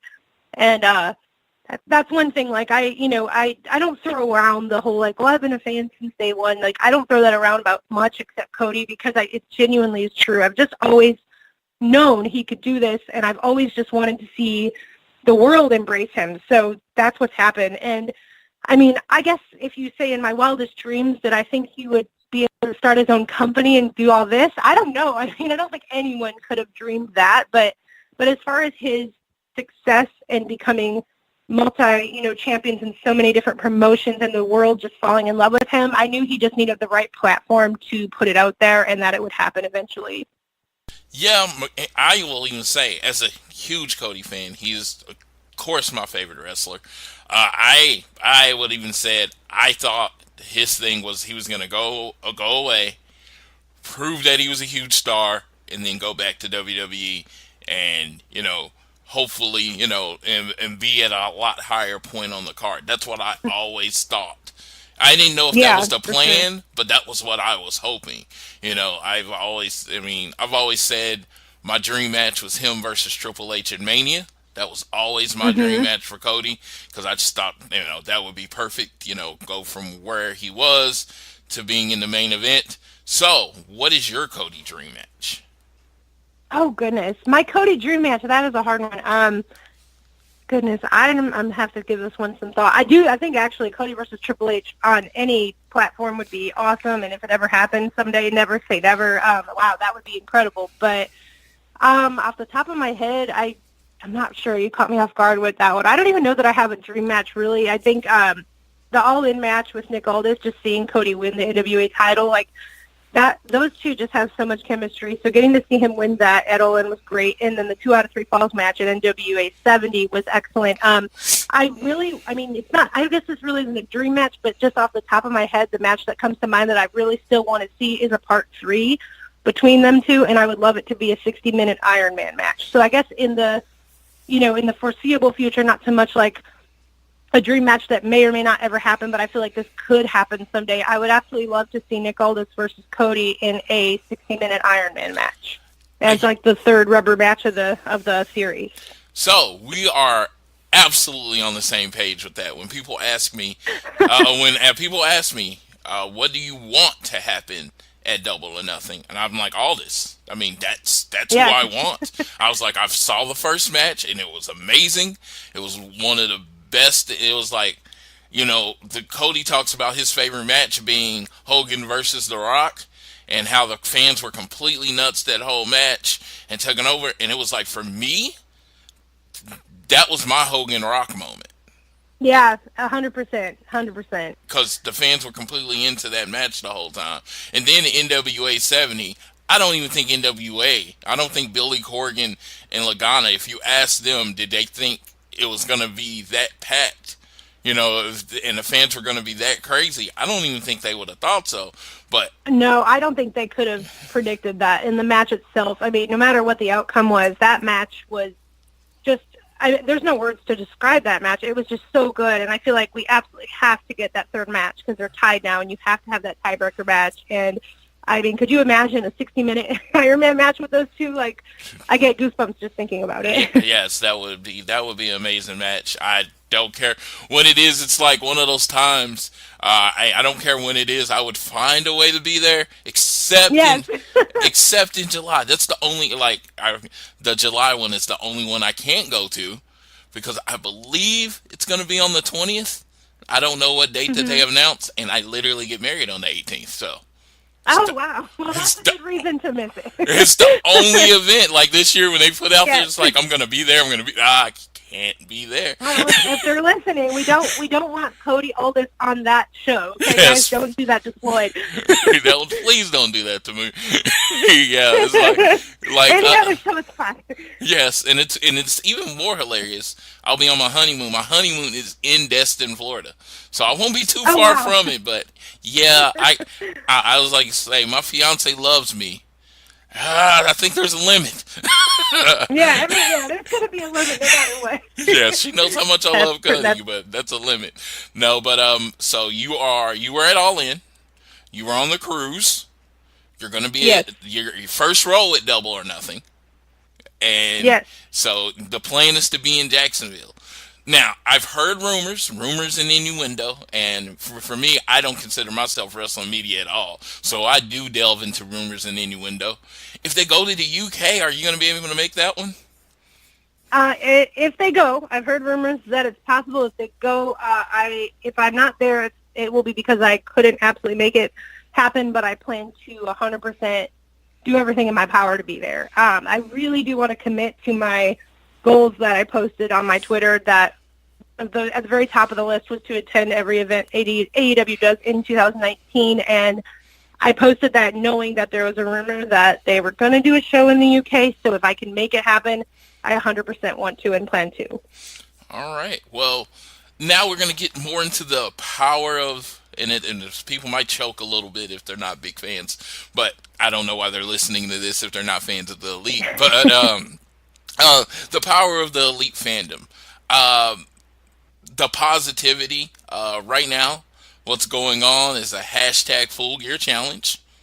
Full Gear Challenge. And Full Gear Challenge, yes. Yeah, and you are knee deep in it.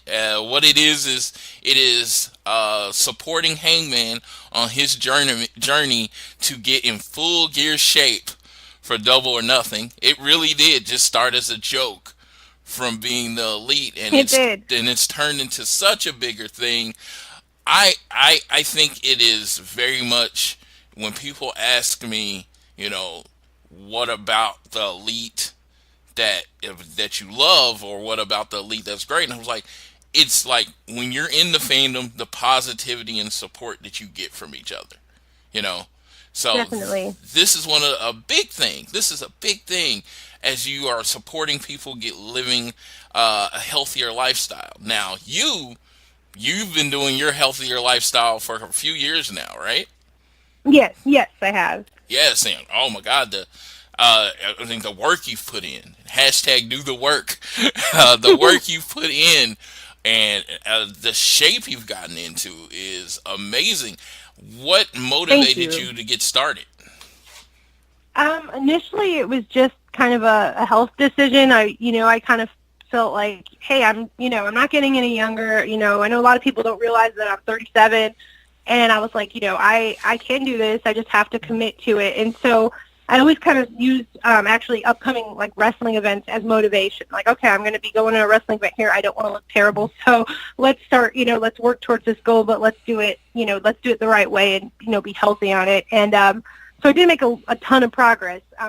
But I'm human, and so even I have fallen off a few times and picked up some of the weight that I have lost. I'm still very proud of where I'm at now, but I know I can get back where I was and even better than that. So the whole Full Gear Challenge just kind of came at the right time for everybody, I think, who, has any kind of like self-improvement they want to do before Double or Nothing weekend. And like you said, it started as a bit on BTE, and it was kind of it's a funny bit, but at the same time, we took that and turned it into something special. And Andy and Amy are huge on it as well, and they're the ones that I think kind of started it. And then I joined in with them, and I like you said about the fandom is just it's so motivating towards each other. I think very positive, very welcoming, and very supportive. And I think that sets it apart from a lot of other fandoms, not just in wrestling, but in any kind of form of sports or entertainment. And so just the timing was just right. We have about 90 days till Double or Nothing, which is a very realistic,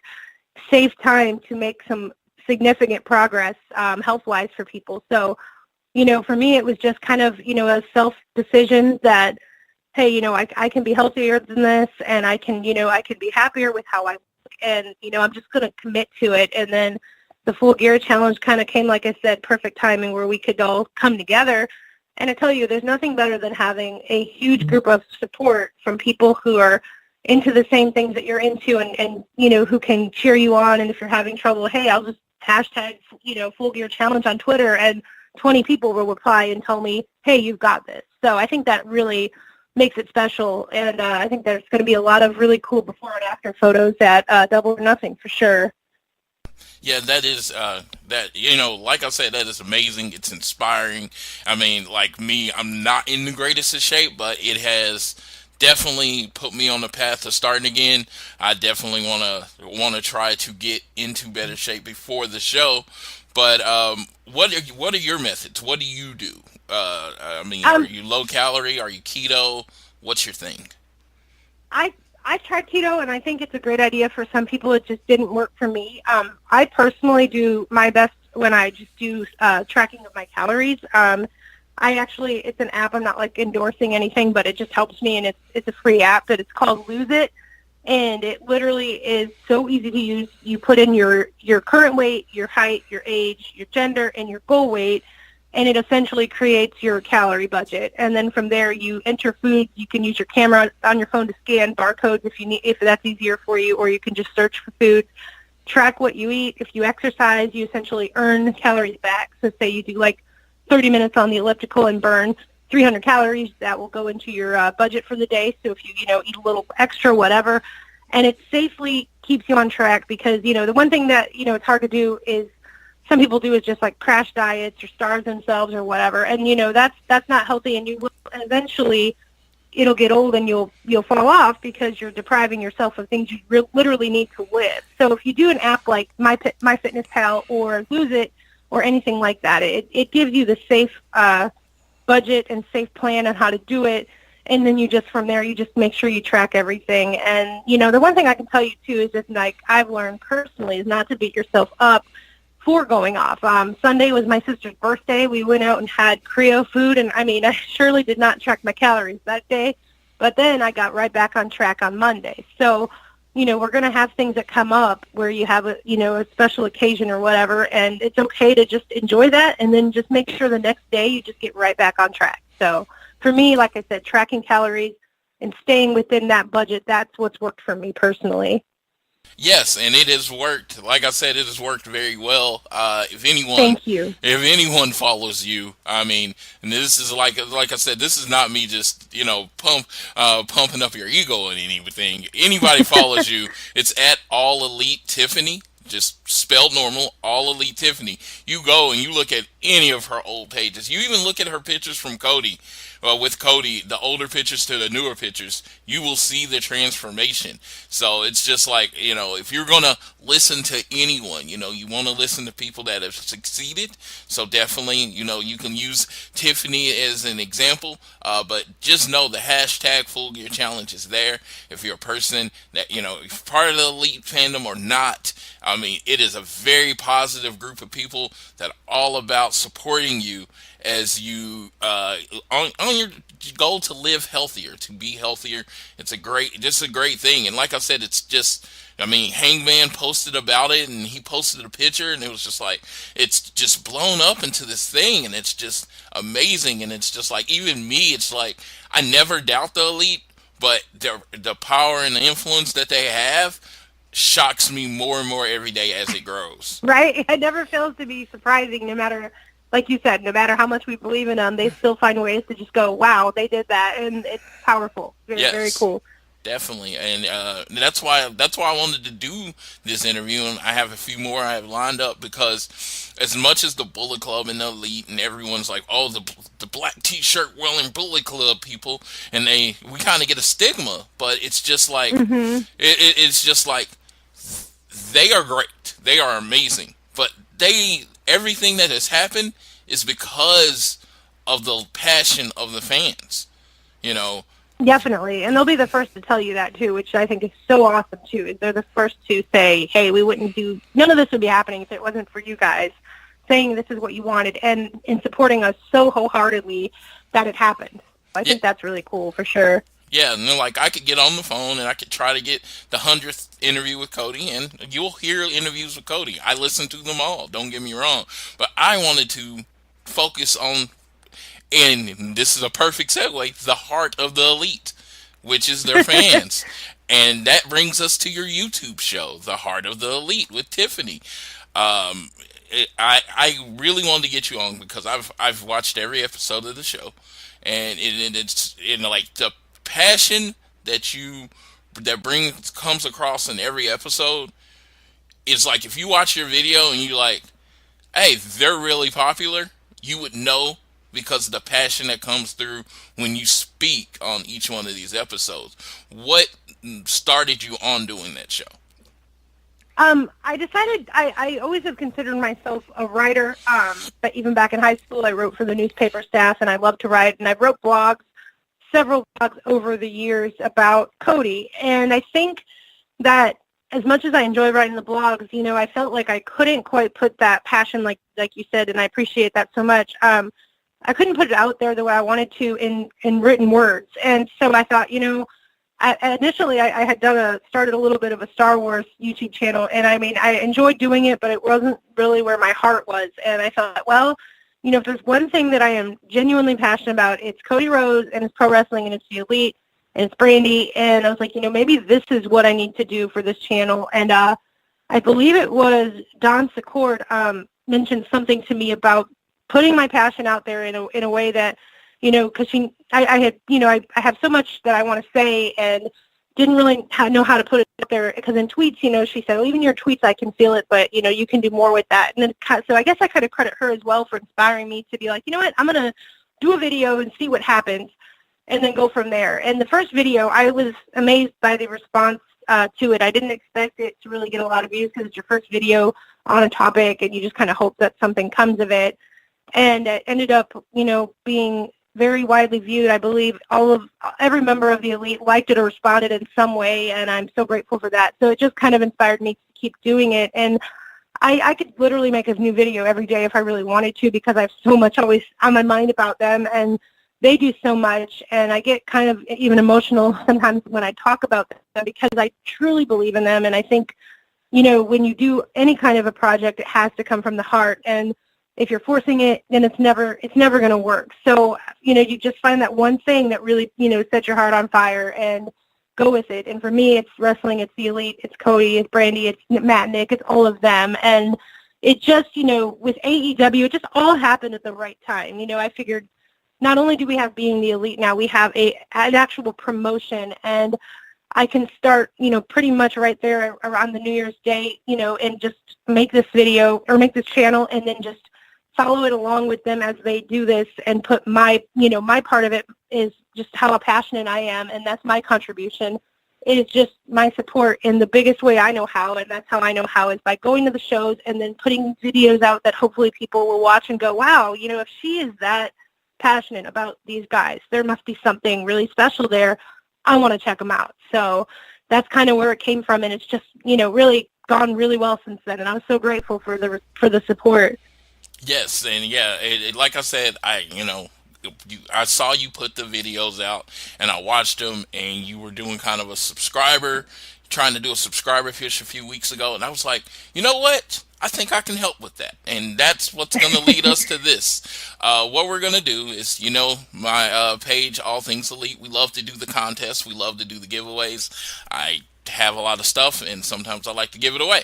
So this week they announced the AEW backpack, and then my popular hoodie, which was one of the ones that I gave away first. Well, what we're gonna do, and when we're giving away more, you gotta do a little bit more. So in this case, to win a chance at the hoodie on this giveaway, you will now subscribe to the Social Suplex Podcast Network, and you will go to YouTube, The Heart of Elite with Tiffany. There will be a link in the bio, and in our Twitter when we put this out, you will hear it announced on the show, and then this part too. You will enter into a contest, equal contest, and you will win the hoodie. The first thing is the hoodie. The second prize, technically, I'm just going to pull two names. The first person I pull is going to get the hoodie. The second person I pull is going to get the backpack. And so we're going to push to get subscribers. So you will have to send me a screenshot to my Gmail account, which is, I'm going to make sure I get this right, because I have a tendency to mispronounce things that are my own things that I set up, because half of this stuff I only set up like a month ago.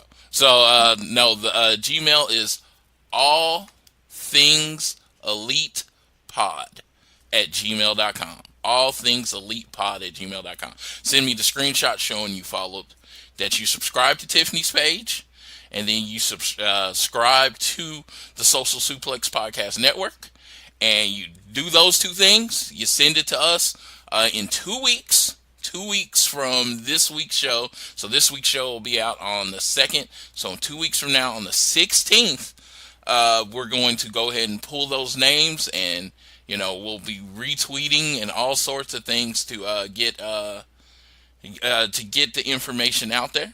And we're gonna give those two things away: hoodie and the backpack, that new snazzy backpack that I plan on picking up. So yeah, definitely follow both of us. She is huge fan of the Elite. I consider her ambassador of the Elite, because whenever you want to see the positives of Elite fandom, like with any other fandom, there are negatives and positives. But if you want to see the positives, definitely make sure you are following Tiffany at All Elite Tiffany on Twitter, and then of course follow our page. Follow our page at AT Elite Pod, because all the other ones, imagine those Twitter hashtags were taken fairly quick. So, well, Tiffany, we announced that, and I thank you for being a part of it. I told you about it. Thank you for including me with it. I think it's a great idea. You know what? It's like I said. It's like there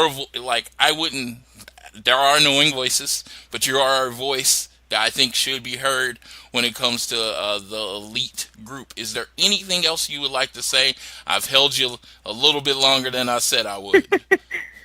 No, you're fine. I just want to thank you for the chance to be on. I really will take any opportunity if it's someone who I really trust and consider a friend, to talk to about the Elite, and just anything to support them. And I'm just really excited for everything that AEW has coming up, not just in the wrestling aspect, but in general. I think Brandy has done an exceptional job as the CBO already, and I feel like she just is going to hit us with more and more things that are going to knock us out of the park, not just in signing amazing female talent, but the side of it, the brand side of it, just the fact that they are making connections and doing things for people at events who have autism, and just all the partnership they announced today, which you'll see when you watch the latest Road to Double or Nothing.